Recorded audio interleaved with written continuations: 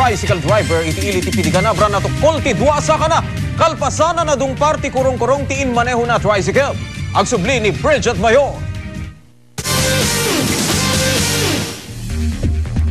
Saan na makapagnati talupulog ket walo titawen na manalon ani Alan Bergonya at tagapangtud pidigan abra. Gapot ipan nakatukol ti duasa ka na kalpasan ana disgrasya.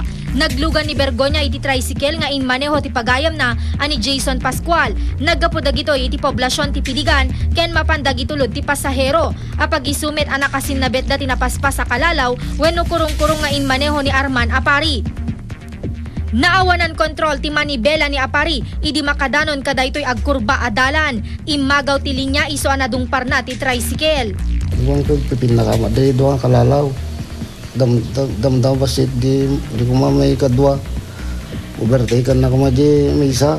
Nagsarigsig mo di lugan na. Dinti kurbada nga rin mag-ubertay.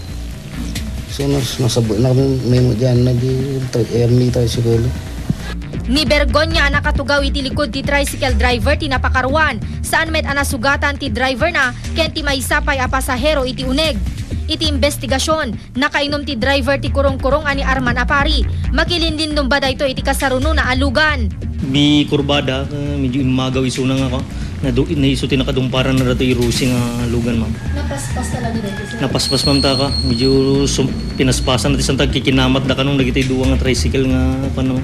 Inarestar ti pulisya ti pidigan ti nagmaneho ti kurong-kurong. Iggem da pay laeng dagiti dua alugan akaraman iti disgrasya. Nakasagana met nga agsasarita ti pamilya ti biktima ken ti nakadungpar ken kuana. Bridget Mayor, Balita, Ilocano.